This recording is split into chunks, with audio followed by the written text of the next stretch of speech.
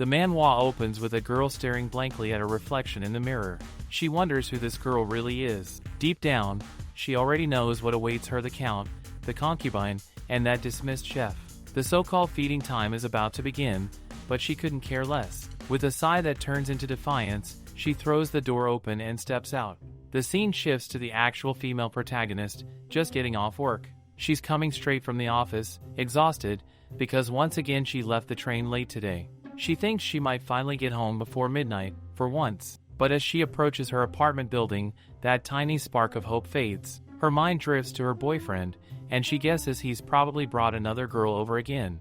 Of course he has. The guy is honestly terrible. She remembers how, out of nowhere, he quit his job, moved into her apartment, begged her to pay for his smartphone bills, his allowance, and basically spent his days mooching around doing nothing. She's thought about breaking up with him so many times, but she never could. Even with all that, some part of her believes maybe, just maybe, he still needs her. After all, she's not exactly innocent herself. She once ran away from home to escape a forced marriage to a man 20 years older than her. Back then, she thought she was saving her own future. She found what she believed was a great job at a black company, thinking things might finally turn around. But then came him, that leech of a boyfriend, and everything spiraled. Now her stomach growls painfully. She wonders if she should just eat the side dishes she bought without him finding out. If he sees her eating without asking, would he hit her again? She remembers how she used to dream about being surrounded by a kind husband and adorable children. How did things turn out like this? That thought barely finishes when a truck suddenly swerves into her lane. The driver blatantly ignores the traffic light. Her body tenses, but strangely, she isn't scared. She closes her eyes, feeling everything fade into stillness. Then, out of the dark, a voice echoes asking if she's listening. They say the investigation is over, and she can't make any excuses anymore. Confusion hits like a slap. Literally, someone strikes her across the face. Her vision clears, and she sees a man before her, Ryan, her lover. Only, something feels completely wrong. She realizes she's not in her apartment anymore. He's standing over her, cold and furious, demanding she confess. Her mind spins as flashes of memory strike an accusation of embezzling the night's funds. Panic surges. She insists to herself that she didn't do it. Ryan doesn't believe her. He accuses her of sneaking off to some village, spending the money to pay off her debts. Her thoughts trip over themselves. She wants to deny it, to scream that he's wrong, but before she can, he calls her name. Angelica. Her whole body freezes. That name doesn't make sense. But he's still talking, telling her that she's fired as of today and that she'll have to return every penny she took. The words echo through her like ice water. She drops to her knees, anger and disbelief colliding inside her chest. Sure, she's wished for her company to explode 100 times over. Who wouldn't? But that doesn't mean she's the kind of person who'd commit a crime. Then another realization crashes in. Why does he keep talking about nights? Why does she work in a place like that? And what's with this weird outfit she's wearing? Her heart pounds as her mind spins. She's not the same person anymore. Something's off, so off it's terrifying. What the hell is going on? Ryan doesn't care about her confusion. With a cold expression, he orders his men to lock her up. She barely manages to process what's happening before they grab her. Just like that, he turns his back and walks away, leaving her shouting after him. And from that moment on, the girl once known as Angelica is dragged into a nightmare she doesn't even understand. Angelica, formerly the daughter of a poor baron, had always struggled to make ends meet. Life wasn't kind, but she fought through it, taking any chance she could find to earn a living. Eventually, she landed a position as a cook for the prestigious Matisse Knights, a place of power and reputation. It wasn't glamorous, but it was stable, and that was enough. Somewhere along the way, she fell hopelessly in love with the head of the Knights, the same man who would later betray her, Ryan, that heartless bastard who now stood at the center of her downfall. Now, she's being branded as an embezzler. The label sticks to her name like a curse. And yet, deep within her, something begins to stir memories that don't belong to Angelica at all. Because once, she wasn't Angelica. Once, she was Ike, a 23-year-old woman from another world. She remembers her mentors, her struggles, her ordinary yet precious life. The realization hits her hard and cold. It's unbelievable, but she's been reincarnated into someone else's body. Into this person's body. Into Angelica. At first, the familiarity of everything nags at her. The castle, the uniforms, the names, it all rings a bell somewhere deep in her mind. Then it clicks. The Eclaton Kingdom. The noble houses. The knights who could wield magic. It's the setting of that game. It's the game, the Otone game she used to obsess over. The stage is the Eclaton Kingdom, where only high-ranking nobles can use magic. The protagonist? A commoner girl with mysterious powers who can cast multiple spells. A game of romance, politics, and magic that she spent countless nights playing. Ayaka can barely breathe. She can't believe it. She's actually been reincarnated into the world of her favorite game? The one she used to play non-stop until her phone battery gave up? It's insane. On paper, this should be a total dream come true, a fantasy rebirth in a world she adored. But reality hits like a slap in the face. Now is not the time to be happy. Because she hasn't been reborn as the protagonist, but as the villainess. The one who's about to be executed for embezzlement, a crime she never committed. As she sits in the cold, damp cell, she can't help but think about Ryan again. Why does he look younger than he should? Then a horrifying thought crosses her mind. Maybe this is before the main story begins. Maybe she's in the prologue, the part where everything goes wrong for the villainess before the real heroine even appears. She sighs deeply. It doesn't matter anyway. Whatever point in the story this is, it's not like she can fix anything from a prison cell. She's destined to die here, branded a criminal. She thinks bitterly that maybe next time, if reincarnation is real, she'd rather be born as a bird, something free, something that can fly away from all this nonsense. A week passes in suffocating silence. Then, one morning, a knight appears at her cell door and orders her to come out. Her stomach drops. It feels like the end. This must be it, the time for her execution. She swears to herself that she's innocent, but no one cares. Her heart races, hands trembling, but she forces herself to stand. At this moment, she has no idea that everything, the people, the world, the story she thought she knew is about to twist in ways she could never imagine. She is about to get on the carriage, her hands trembling as the realization sinks in. She's sure they're heading straight to the execution ground. Looking back, she can see where the nightmare began. It all started 2 months ago, right after she became the cook for the knights, assigned there under Captain Ryan's orders. He was the one who first told her that he liked her, and soon after, she also grew used to sneaking around with him. That day, she is all set to make a delicious dinner, slipping through the corridors like a shadow. Sneaking in is such a hassle, but it can't be helped. Ryan clearly doesn't want their relationship to be public in front of the others, and she gets it. So she plays along, quietly. The scene shifts, her face turns pale as she calls out to Ryan. He looks at her, confused, while she's frozen in disbelief. He even ate her portion too. Just when she was busy washing the dishes, he casually explained that it wouldn't have tasted good once it got cold, so he just ate it. She can't believe it, like seriously? Especially since she's the one paying for all the food expenses. He's already hyped up, asking her to prepare desserts too, and she can't help but stare at him. He looks way too happy devouring everything in that room. And just like that, before she even realizes it, she goes broke, completely broke. Nights blur into each other as she keeps washing dishes until late hours, too tired to even complain. She convinces herself that he's working hard too, being a knight and all, so maybe she should just support him no matter what. One night, she sneaks into the kitchen again, thinking about what to cook for dinner this time. But then, she freezes. There's a sound, a voice, a laugh. Someone's kissing Ryan and calling out his name. Her heart just drops. She can't believe what she's hearing. So this is what it comes down to. In the end, she was nothing more than a convenient cook, wasn't she? The next day, she is accused of embezzlement, a completely false charge. Her mind spins as she tries to make sense of it all. She wonders if there will be some kind of trial or hearing, but the place she's taken to looks eerily familiar. Wait, this seems to be her house, so it isn't a death sentence, after all, just a demotion to commoner status. Still, if that's the case, her parents will definitely throw her into a brothel or prison to pay off their debt. The thought weighs on her chest like a stone, leaving her heavy-hearted. She's told to get off the carriage, her steps slow and unsure. Then her eyes catch on another carriage parked nearby, new, polished, unfamiliar. But that emblem, it's not one she recognizes from her world. A maid steps down gracefully, bowing as she tells her that the master and the guest are waiting in the living room, urging her to hurry. Angelica can't understand why there's even a guest here for her, but she follows anyway.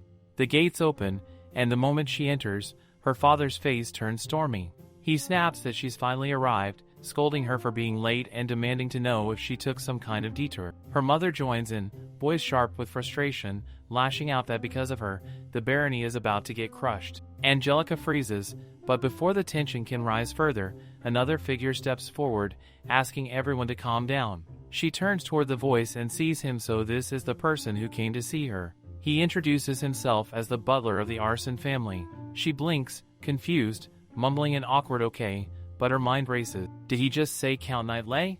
As in that Count Knightley family?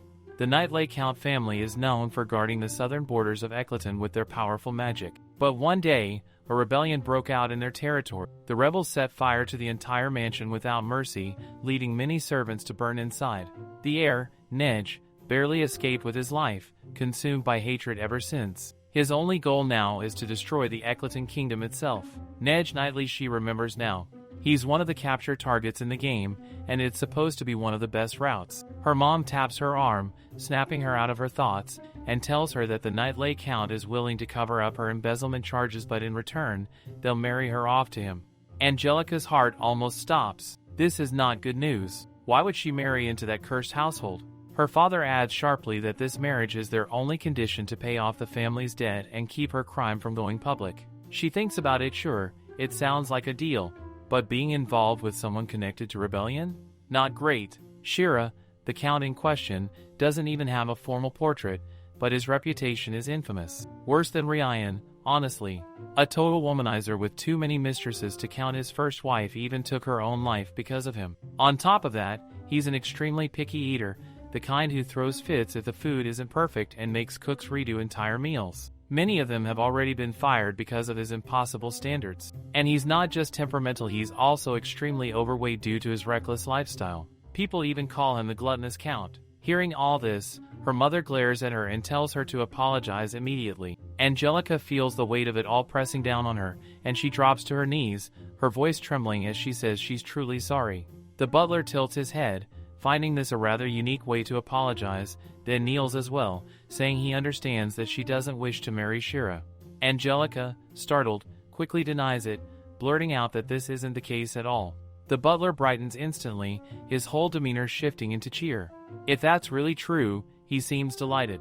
Angelica has no clue what's even happening anymore. Her mind's a mess, and everything's piling up way too fast. But in the middle of all that chaos, something inside her steadies. She takes a breath, her resolve hardening. With a firm nod, she declares that yes, she will gladly accept the proposal. He asks her if she's really accepting it, and when she nods, he seems genuinely relieved, as if he always had this quiet faith that she would.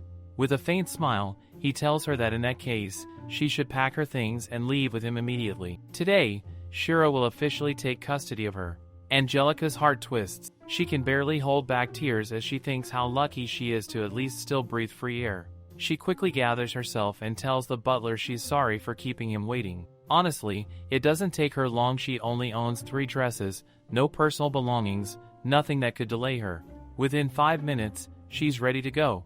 The butler gently suggests she should say goodbye to her parents before leaving. But when she turns to them, her heart sinks deeper. Her parents don't even try to pretend sadness. Her father snaps that there's no need for formalities and that she should just go already. They don't want to keep a criminal under their roof any longer. Angelica forces a small, trembling smile and thanks them for raising her all these years, even if the words taste like ash on her tongue. Her mother only scoffs, warning her not to come crying back if she ends up abandoned by Shira. Angelica bows slightly, murmuring a quiet "I understand." That's it. No hugs, no tearful farewells, just cold walls and colder hearts. She straightens up, wipes her eyes, and steps into the waiting carriage. The moment she sits, she's caught off guard. The seat is unbelievably soft, almost cloud-like, and for once, her body doesn't ache from sitting. She can't help but whisper to herself that she never knew carriages could feel this comfortable. As the horses begin to move, the rhythmic sound of their hooves fills the air. She glances out the window and sees the butler walking beside the carriage, checking his pocket watch. The whole scene gives off a strong European medieval vibe, and for a fleeting moment, she almost forgets her worries. If only their destination weren't the Knightley mansion, she could have maybe enjoyed this little trip. When they finally arrive, the mansion looms grand and pristine before her. Inside, the butler gathers the servants and introduces her as the master's future wife. The words feel too heavy for her to process. Angelica bows politely, saying she's new and will humbly rely on everyone's guidance. A woman with a graceful posture steps forward and introduces herself as Lara, the main maid assigned to serve her. Angelica blinks, a bit confused. She's been taking care of herself her whole life. Having someone serve her feels foreign, almost awkward. Lara, however, smiles warmly and says she'll guide Angelica to her room and help her cleanse her body afterward. That last part makes Angelica a little self-conscious. Does she smell bad or something? She quickly lowers her head, cheeks flushed, following Lara through the elegant hallway. Meanwhile, from the corner of the corridor, a little girl peeks out curiously, watching them. Her wide eyes follow Angelica as she passes, quietly wondering if this newcomer is some kind of guest. After the shower, Lara gently works on Angelica's hair, her hands moving with expert grace. It soon becomes clear that the entire washing process was more about caring for her hair than anything else. The fragrant oils and warm water leave Angelica feeling lighter than she has in years. Lara smiles and tells her to take her time, to enjoy the bath and relax a little more. It's her moment to breathe. For Angelica, the whole experience feels like heaven. The warmth, the softness, the care, it's something she never thought she'd ever experience again. But the moment she remembers the reason behind all this pampering, her chest tightens. This is all just preparation to present her polished self to that big, fat Count, Shira. She's heard plenty of rumors about him before, back when she worked for the Matisse Night Order. Everyone said Count Shira had a terrible time finding a second wife. Every noble daughter in the kingdom rejected his proposals. In short, no one wanted to marry him. So in the end, they must have decided to buy her instead. Thinking about that makes her sigh deeply. Her second life sure isn't going easy on her.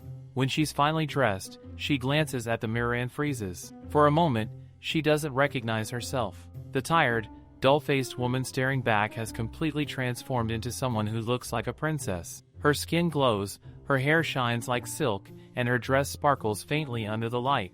She blinks in disbelief. Lara beams proudly beside her, saying she looks absolutely beautiful. A knock sounds at the door. Angelica's stomach flips. This must be it. Outside, the butler's voice carries faintly through the hall as he informs, "Count, Lady Angelica has arrived." Her heartbeat spikes when she steps into the room and makes eye contact with him. For a moment, her brain short-circuits. The man standing there isn't the big, fat Count she imagined. His fitted suit accentuates his tall, lean frame, and his features are sharp and refined. Wait, this is Count Shira? The Count smiles slightly, his tone cool yet intrigued. Well, she's quite a young and beautiful lady. Angelica feels her world spin. Oh, no. It's really over for me now. Still, she keeps her composure, bows deeply, and introduces herself as Angelica, daughter of Baron Lien. Count Shira studies her with quiet amusement and remarks that she seems like an honest girl. Then, almost casually, he adds that she should please take care of his nephew. That throws her off completely. Nephew? She looks around in confusion until her eyes land on a young man sitting nearby. He greets her with a charming face and says it's nice to meet her. His face is surprisingly handsome, almost familiar. Angelica frowns slightly, trying to recall if there was anyone like him mentioned in the game's storyline, but nothing comes to mind. Before she can ask anything, the butler gently clarifies that the young man before her is actually Count Shira himself. Angelica freezes, her thoughts go completely blank for a second. Wait, what? That's him? And just like that, her brain practically short-circuits. She realizes now, so this guy is the actual Count, not that fat one she saw earlier. The butler calmly explains that the man she mistook for the Count is actually Count Shira's uncle. Apparently, some people had gotten the two confused, mixing up the uncle and the nephew. The uncle himself adds that it's also possible someone spread the confusion out of sheer malice. Saying that, he decides to leave, his tone polite yet distant. Poor Angelica can't make sense of what's happening at all. Nothing about this situation adds up. She's never heard a single thing about such a handsome man being the master of the house, and honestly, she finds it hard to believe. Her heart feels like it's about to burst. Then, Shira calls out to her. His voice, even more charming than his face, makes her freeze for a second. He thanks her for accepting his request and expresses his deep gratitude. Angelica, overwhelmed and flustered, can only think that she's actually the one who should be grateful. Not only did he pay off her debt, but he even wants to marry her. Before she can even process that thought, he states that their discussion is done for now. She's left blinking in confusion, thinking, what? He then casually mentions that he'll submit the marriage registration later and tells her to reach out to Arsene or Lara if she ever needs anything. He'll try to provide whatever she requires, but he doesn't even look at her once while saying all that. His whole vibe screams indifference. It's clear that he's treating this like pure obligation. The butler turns to her then, his tone soft and sympathetic, explaining that the master would have married anyone who accepted the proposal. That line hits her like a slap. She stares at him, trying to understand what he means. The butler, with a heavy sigh, explains further there's an old custom in the knightly count family. The head of the household must always have a wife, no matter what. If the previous wife passes away, a new one must be taken immediately, regardless of the circumstances. Suddenly, everything makes sense why they chose someone like Angelica. The budding spark of affection she had felt just moments ago instantly withers away. The butler, clearly guilt-ridden, apologizes sincerely for deceiving her, but Angelica brushes it off, her tone calm but tired. He hasn't done anything wrong, she tells herself. In fact, he saved her from ruin. Frankly speaking, this whole thing is nothing but a political marriage anyway. Still, her living conditions are now guaranteed, at least that's one thing she can count on. That's definitely a big change from before. The servants here actually seem kind and gentle. She guesses she'll just have to accept it. Her steps take her toward the garden, where the fresh air helps her think. The place is stunningly beautiful, and the soft scent of flowers carried by the wind feels like therapy for her weary heart.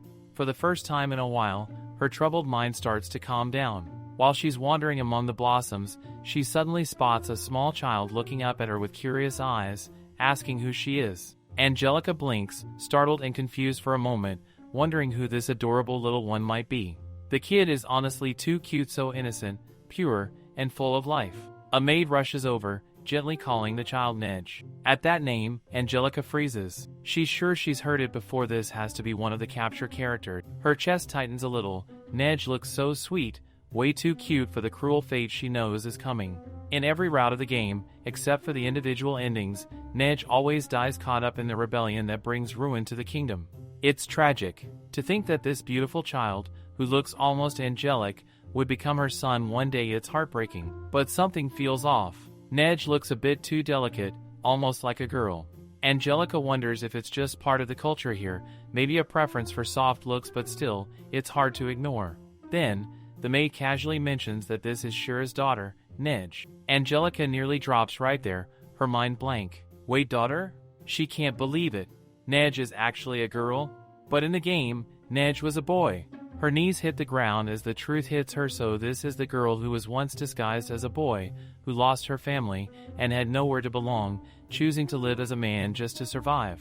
Angelica can't even imagine how hard that must have been. Still, something about that loneliness feels painfully familiar. Just like Neige, she too had been left alone, carrying her pain in silence. Remembering how Neige eventually died in the story, her chest tightens again. She won't let this child have such a miserable fate. Right then and there, she quietly decides that she'll protect her no matter what. Everyone might be expecting her to just sit around and wait for the heroine to show up, but absolutely not. She's done being weak, done being indecisive. The maid, smiling warmly, explains that Angelica is now officially Neige's mother. The words make the little girl light up instantly. She beams and throws her tiny arms around Angelica, hugging her with pure joy, babbling about how happy she is to finally have a mother. Angelica's eyes fill with tears as she hugs her back. How did she get such an adorable, precious daughter? Still, as she looks down at Neige, another thought crosses her mind. Maybe the child doesn't remember her real mother. And beyond that, there's something else, something heavier. Neige seems to be carrying a secret, a burden much bigger than anyone realizes. It's been a quiet afternoon for Angelica when the butler approaches her, holding a neatly sealed envelope in his gloved hands. He politely informs her that a letter has arrived, apparently from her elder sister. Angelica blinks in surprise, completely thrown off. Her sister? That doesn't make sense. Back home, Charlotte had never even bothered to acknowledge her existence, let alone send her a letter. Still, she takes the envelope, curiosity pricking at her chest, and breaks the seal. The moment she begins to read, her confusion only deepens. The letter claims that her fiancé is Ryan. That one line alone almost makes her drop the paper. Her thoughts go wild. Ryan? Of all people?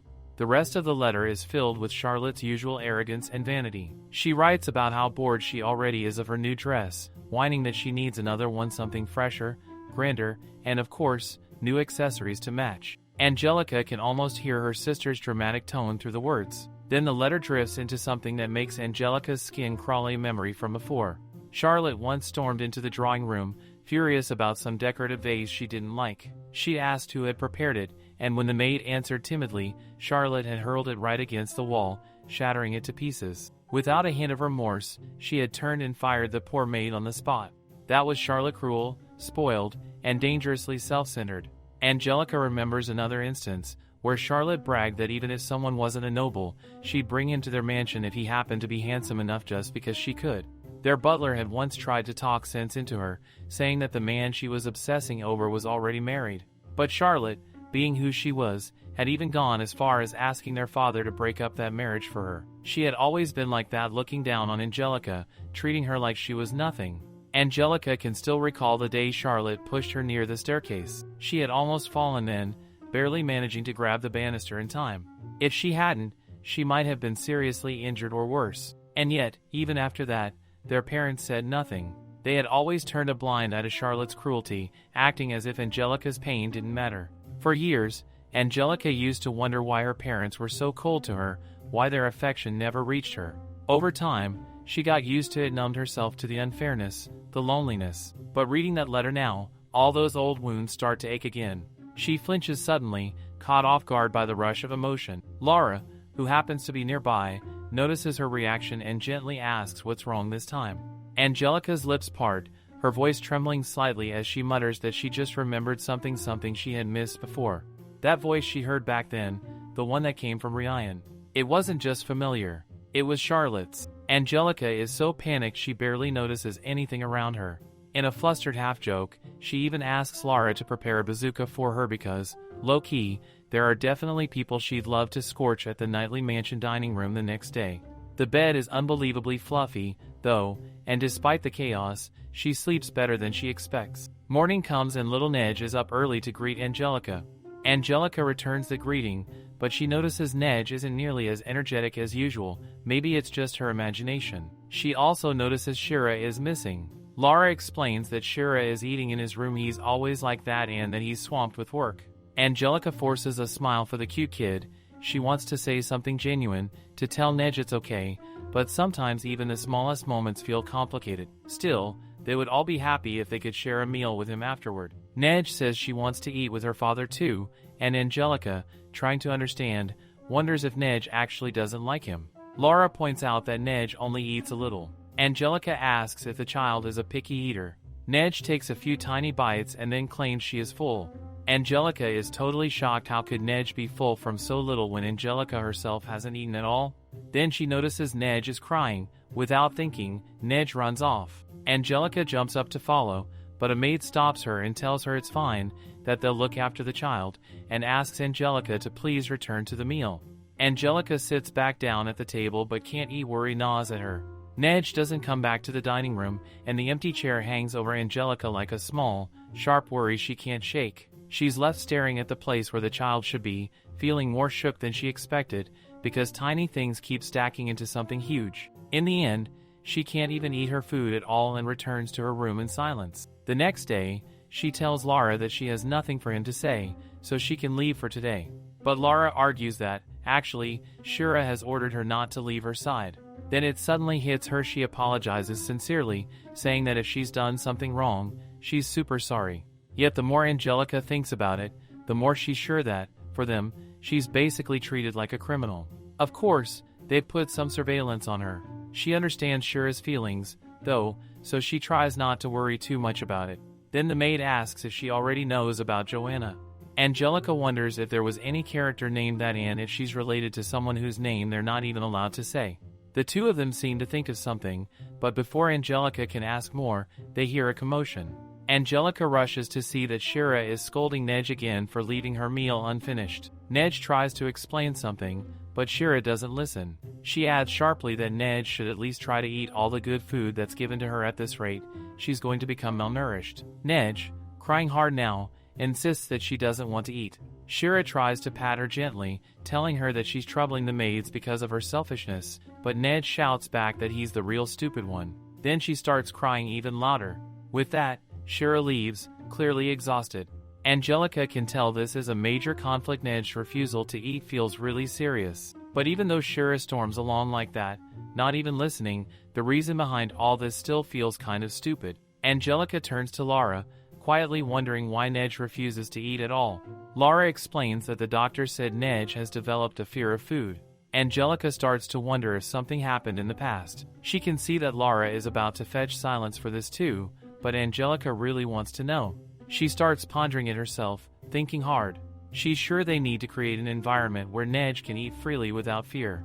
An hour later, they still can't think of anything. Honestly, Angelica has zero experience in raising children. Till now, she's only made various dishes but nothing like this situation. It's giving her low-key anxiety, but she knows she can't just stand by.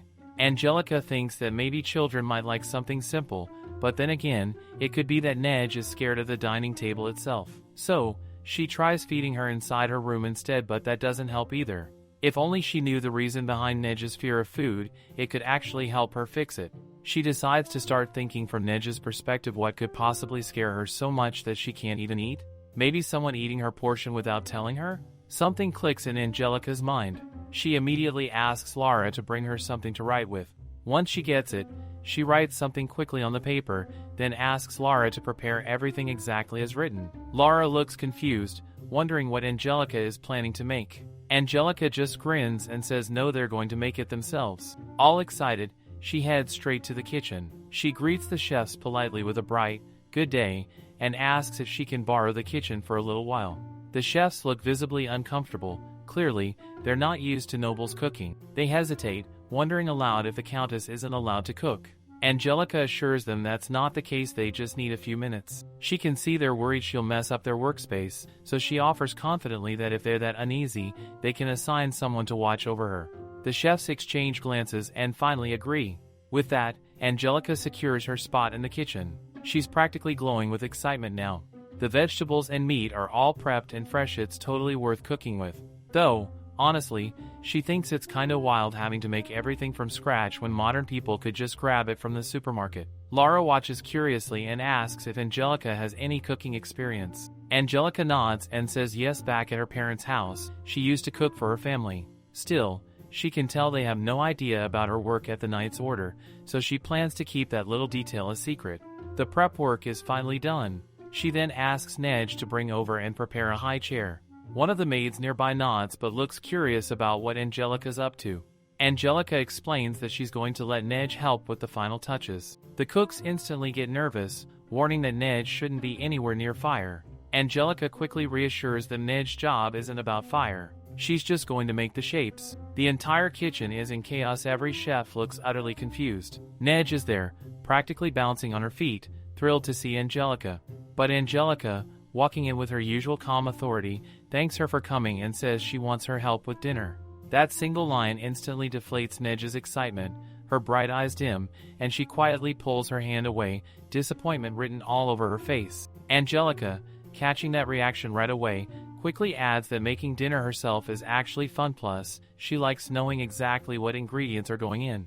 Neige blinks at her, a little unsure, wondering if that's not kind of scary in itself. Angelica smiles knowingly. Of course, she knew that thought would cross Neige's mind. She tells Neige they should make the dinner together, which instantly brings that spark of joy back. Neige nods eagerly, says okay, and runs off to wash her hands. When she returns, Angelica gently ties an apron around her and says that they'll start by making gyoza.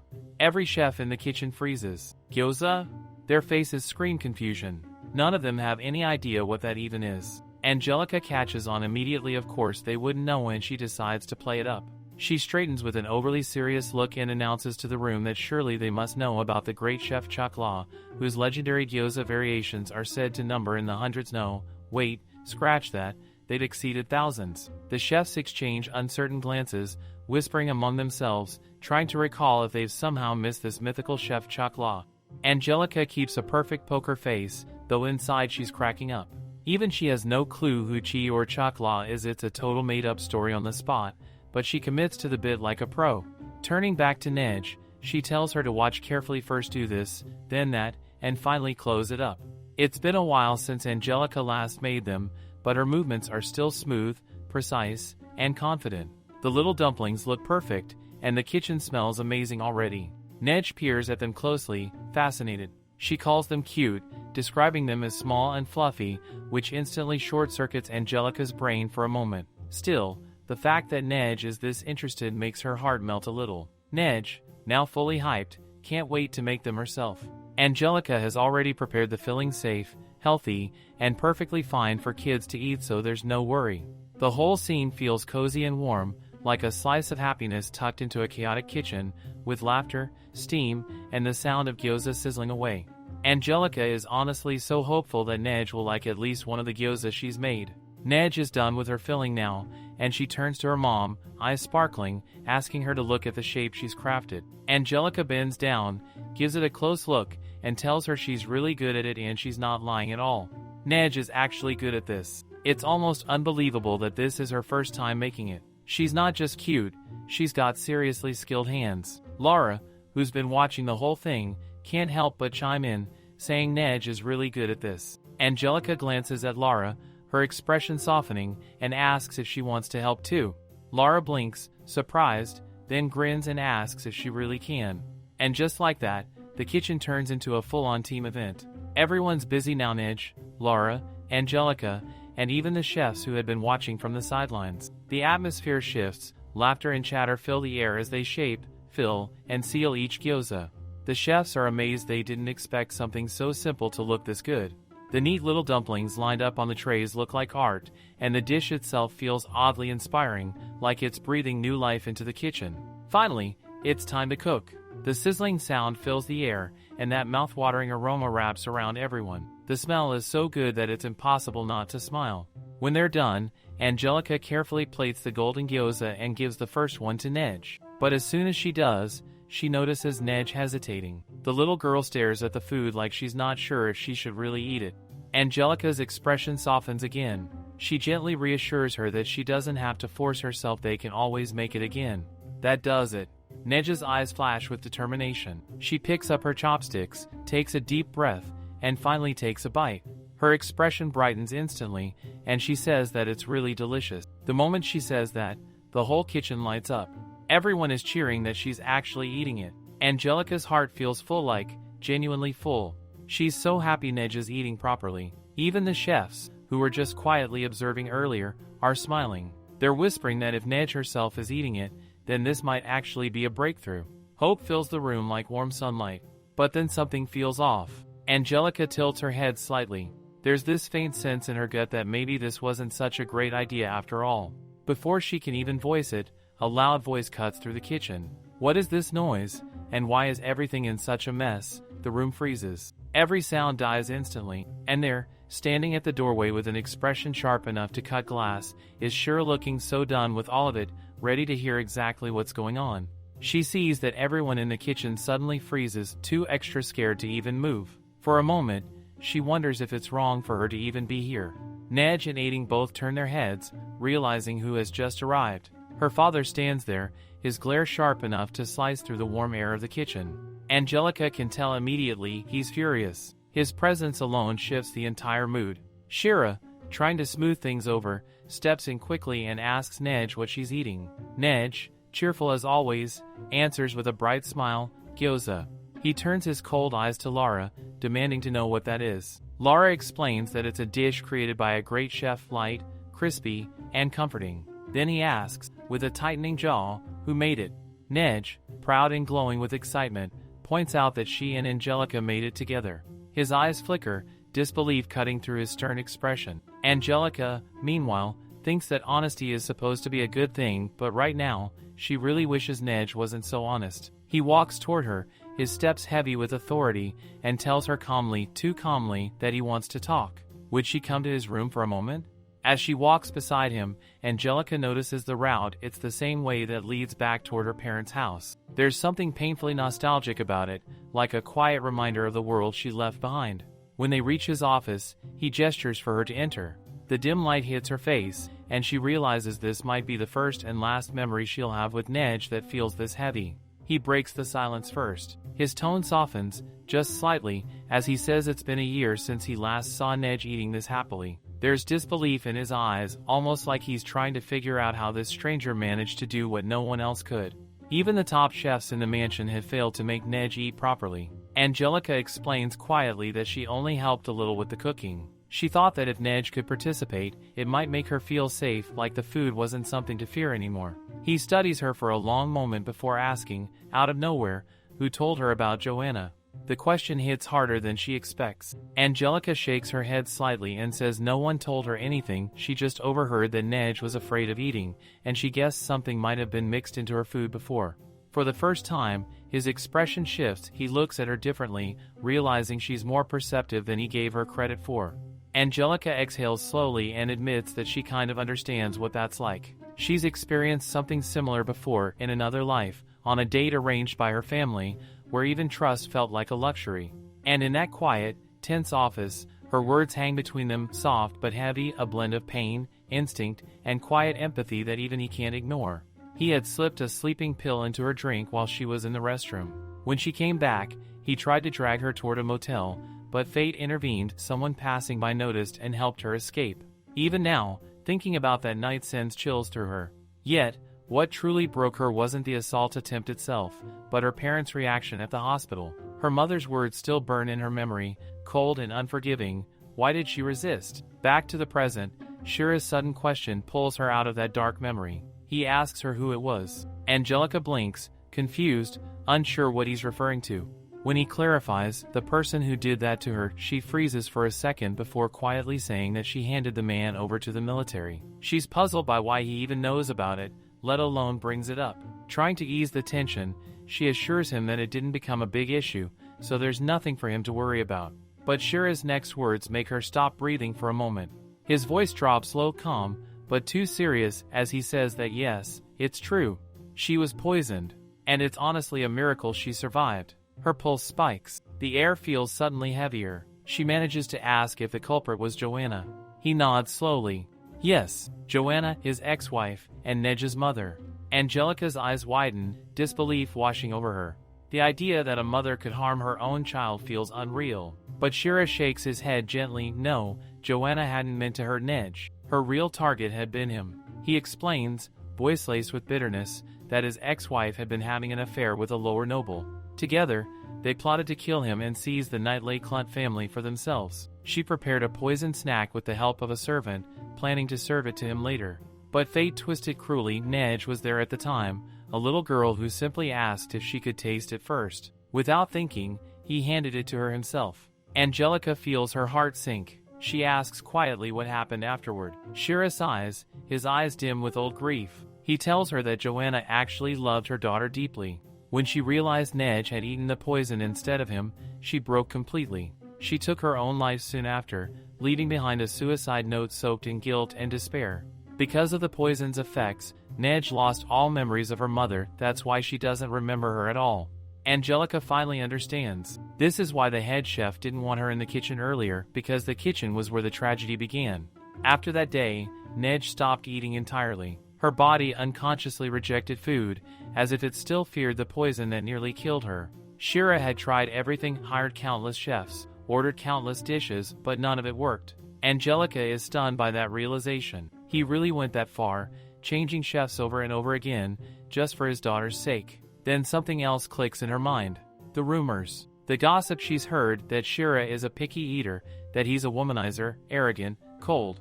But now, sitting across from him, hearing the truth in his voice, she starts to see it differently. Shira smirks faintly, a little tired, a little defiant. He says people are just jealous that he became a marquis at such a young age. Let them talk, he doesn't care anymore. His mentality is steel, forged by pain and persistence. Then his expression softens, almost playfully, but his words carry a weight that catches her off guard. He admits that, now, he kind of understands how jealous he feels. Because right now, he's jealous of her. Angelica blinks, completely thrown off. Jealous? Of her? What for? She hasn't even done anything great yet. He tells her that she's completely wrong. Neige actually likes her more than him. Angelica is utterly shocked at that statement, her mind blank for a moment. In her understanding, Neige has always seemed scared of him. She rarely even sees the two of them talk. Angelica assumes it's all due to a lack of communication between father and daughter. After all, does he ever play with her? Or praise her, even once? No, he only ever scolds her. His reaction to her words seems obvious, but it's also clear that Neige herself doesn't really know how to interact with Shira either. The distance between them is painfully mutual. Angelica remembers when someone once asked the little girl if she disliked Shira. She shook her head back then, quietly, without hesitation. Angelica exhales softly, deciding that it's probably time to leave now. Lara and the others are waiting for her. She stands and turns to go, but Shira suddenly calls out for her to wait. She stops mid-step, turning back with a hint of unease. Does he have something else to ask? For a moment, she worries, did she somehow make him angry? But no! His expression is calm as he explains that while he always seems busy, he can't exactly order his servants to help him make his daughter like him. Then he adds something that leaves her speechless. Angelica is his wife, at least in name, so he wants her to help him build a better relationship with Neige. She just stares at him, internally screaming, what the hell is this? Acting so distant during their first meeting, and now he suddenly wants her to help him bond with his daughter? The nerve. She feels her frustration boiling up. He should just go talk to his daughter himself instead of dragging her into this. Still, she bites back her words. She wants to resolve this quickly, to make things move forward. Besides, if she doesn't help strengthen this broken family bond soon, everything might spiral out of control and she can't afford that. If they keep drifting apart, the future she knows from the game might actually come true. The tragedy could happen again. In the game story, Neige's biological mother had already taken her life. After that, a rebellion erupted toward the end of the year.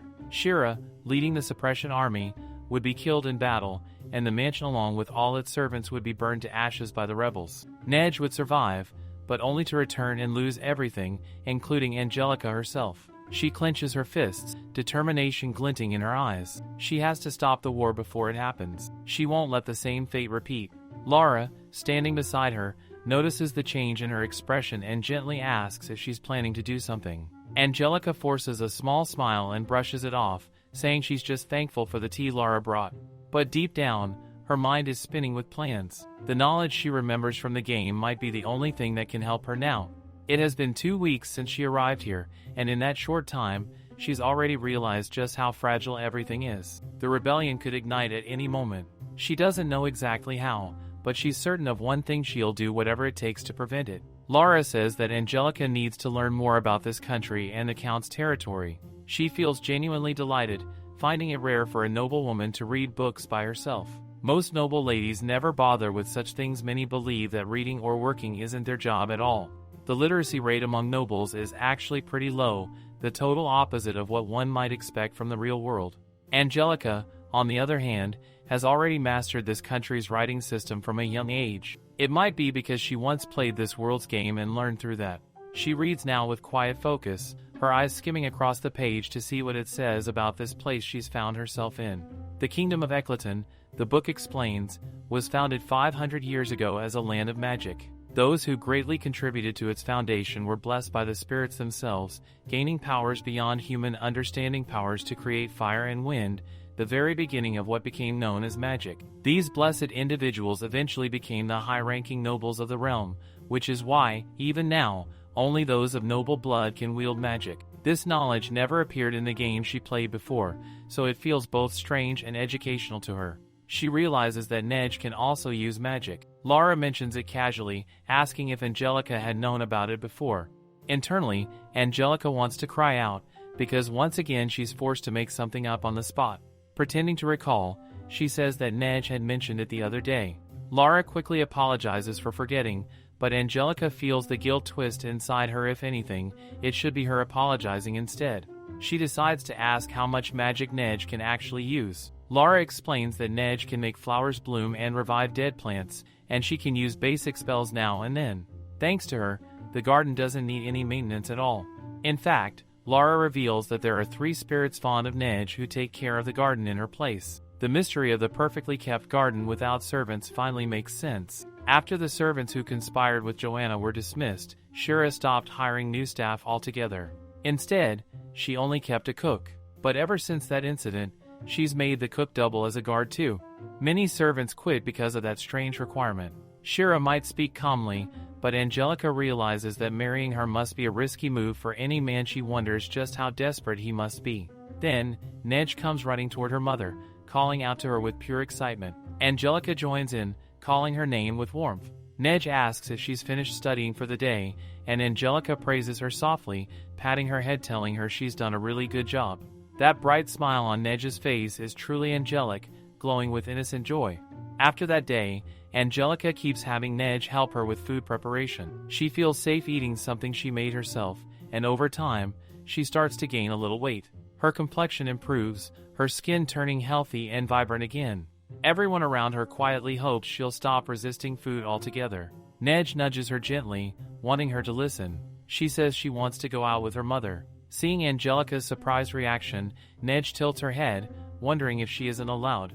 But Angelica assures her that it's not like that they can go. What Angelica doesn't realize, though, is that outside, waiting for her, is someone from her past. Someone whose sudden reunion will change everything. Inside the carriage, Neige seems absolutely thrilled to be going out with her mother. Her excitement fills the small space like sunlight, and Angelica can't help but smile too.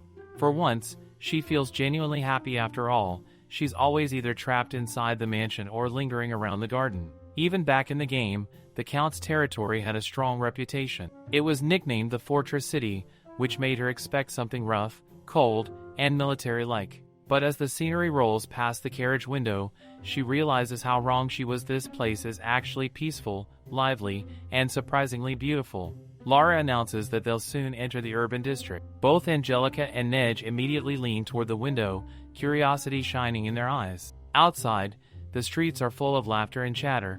The market is alive with the buzz of people, colorful stalls, and the soft perfume of freshly bloomed flowers covering almost every corner. Neige gasps in delight when she spots a cat trotting by, her eyes sparkling like she's discovered treasure. Angelica can't help but enjoy herself too.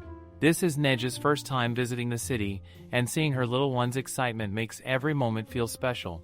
Wanting to make the most of it, Angelica asks Lara if there's any other place they could stop by besides the restaurant. Lara pauses thoughtfully before suggesting they visit a nearby toy shop. She explains that it's quite popular in the city and that Neige would definitely love it. Angelica agrees instantly, and Lara tells the driver to take the next left turn. As they ride on, Angelica curiously asks Lara how she knows so much about this area. Lara smiles softly, saying that she was actually born and raised in this city. No wonder she knows every corner like the back of her hand. When they finally arrive at the toy store, Angelica notices that it's absolutely packed. It's the only shop in the whole region that specializes in children's items, which explains its popularity. Knights accompanying them move to help Neige down from the carriage, but Angelica quickly waves them off, saying she can handle it herself. She scoops Neige up with ease, a hint of pride flickering in her eyes. No one should underestimate the strength of a former cook. The shopkeeper notices their arrival and comes over with a warm smile. She recognizes Lara immediately and greets her cheerfully. Lara greets her back, introducing Angelica as the Count's wife. The shopkeeper's eyes widen, and she quickly calls out for someone upstairs, her husband, apparently to come down and greet their noble guest. The couple bows respectfully to Angelica, who tries her best to stay composed even though she's dying of awkwardness inside. Around them, murmurs ripple through the crowd as people whisper to each other, wondering if this elegant woman is truly the Count's wife. For Angelica, the attention feels overwhelming. She's never been great at handling these situations. Every polite bow and every whisper just makes her want to disappear. Still, she focuses on Neige, who is already pointing excitedly at a shelf filled with toys she seems to like. But as Angelica looks closer, confusion hits her. Almost every toy Neige points to looks oddly familiar. If she's not mistaken, Neige already owns most of them back at the mansion. They all seem to be from this exact shop too. Now she's caught in a mini crisis. What on earth is she supposed to buy when her daughter already has everything here? The truth is, Angelica doesn't really know much about toys at all. In her past life, she never had any dolls, no games, no fun little things to play with. Standing there in the middle of the colorful shop, surrounded by laughter and warmth, she realizes just how unfamiliar yet comforting this feeling is. For once, she's living a moment that feels both ordinary and precious, and she's not sure if she wants it to end. Lara brings out one of the toys from the nearby shelf for suggestion, holding it up with an eager smile. It's a large, neatly packed crayon set, bright, colorful, and obviously high-end. She explains enthusiastically that this particular set was released just last month and is currently super popular. According to her, even professional artists use this one for coloring, and the ingredients are completely safe for children. Lara's tone carries the perfect mix of excitement and persuasion, her words flowing so naturally that Angelica can't help but think she'd make an incredible salesperson. Still, Angelica doesn't want to make the decision herself. She crouches slightly, setting Neige down and telling her to pick whatever she wants. The little girl immediately darts toward the painting area, her eyes lighting up with pure joy.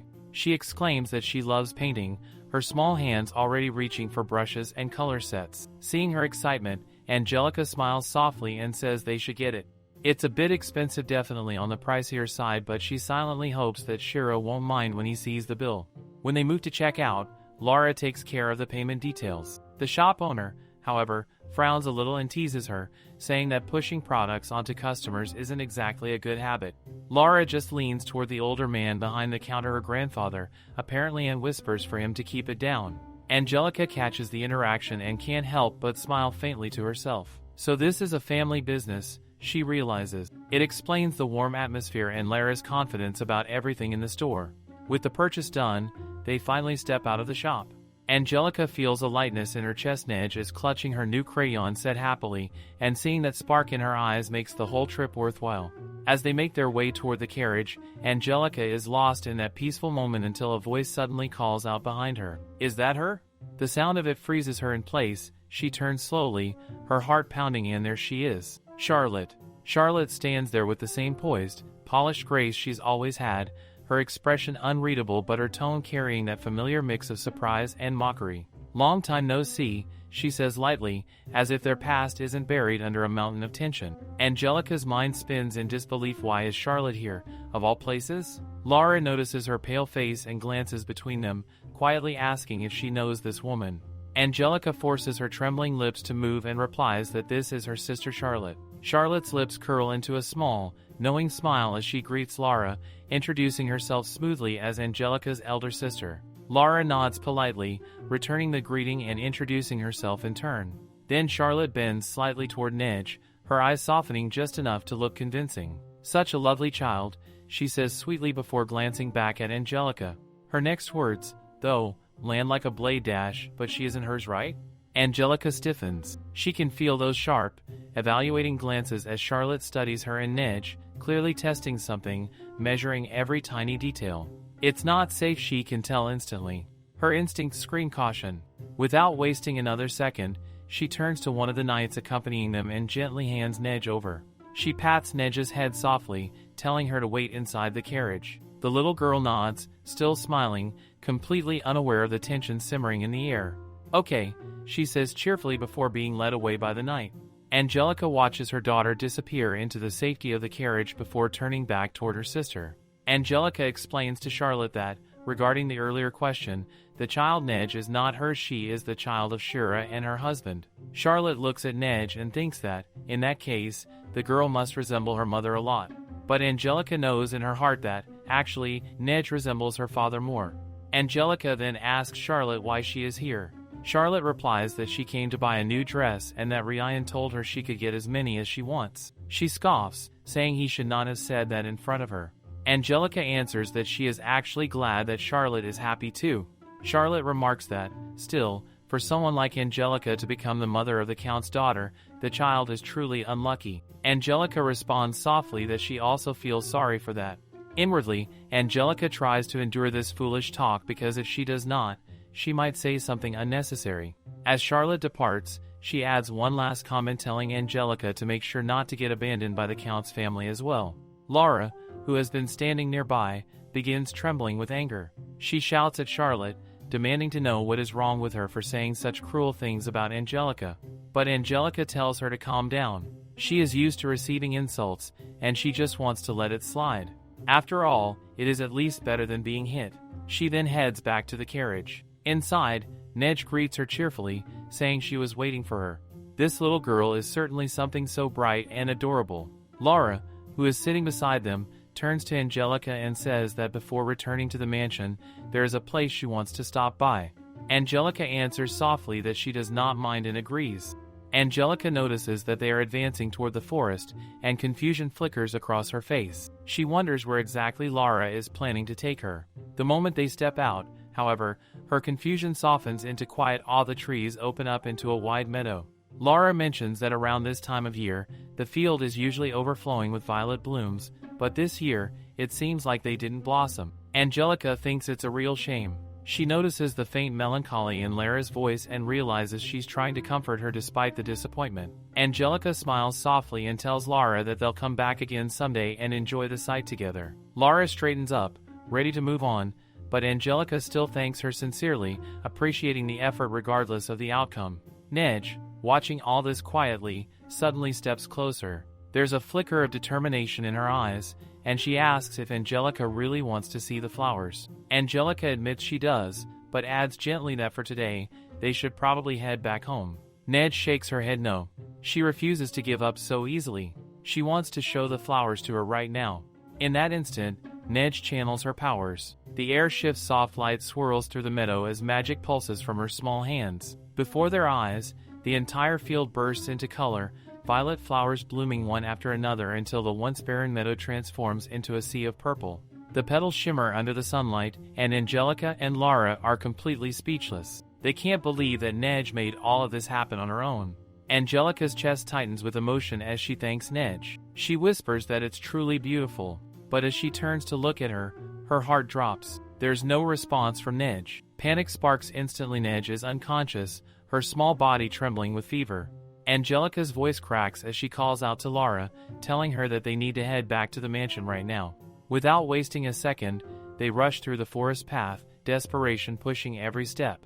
The doctor arrives swiftly after they return and checks Neige's condition. His expression softens as he explains that it's a case of magic depletion. He tells them that when a large amount of magic power is consumed all at once, it drains the body severely, leading to exhaustion and fever.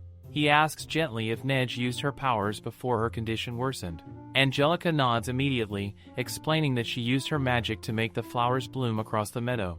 The doctor confirms that it's likely to cause but assures them not to worry. After a few days of proper rest, she'll be back to normal. Angelica thanks the doctor with relief as he gathers his things and takes his leave. But once he's gone, Lara's guilt spills over. She apologizes again and again, blaming herself for taking them to that place. If only she hadn't, Neige wouldn't have pushed herself this far. Angelica shakes her head no, it wasn't Lara's fault. It was hers. She should have stopped Neige, should have realized how much strain the spell would take. Her mind flashes back to the story of Juliana, the protagonist in the game, how she once overused her magic and collapsed from the same condition. Now, seeing her daughter lying weak in bed, Angelica feels the same crushing weight of failure. She can't grasp her daughter's magic, can't protect her from herself. And in that quiet moment, the thought hits her hard she failed as a mother. Neige finally opens her eyes. Angelica's heart floods with relief the moment she sees those sleepy, glassy eyes flutter open. She leans in instantly, asking softly if Neige feels any pain anywhere. Neige blinks slowly and says she's just feeling a little dizzy. Angelica smiles warmly and reassures her that it's okay if she just rests a bit longer, she'll be all good again. Then, Neige looks up and asks if the flowers she made were pretty. The question hits Angelica right in the chest. Her eyes well up as she nods, whispering that they were really, really beautiful. She thanks Neige for making something so magical, her voice trembling between pride and guilt. Neige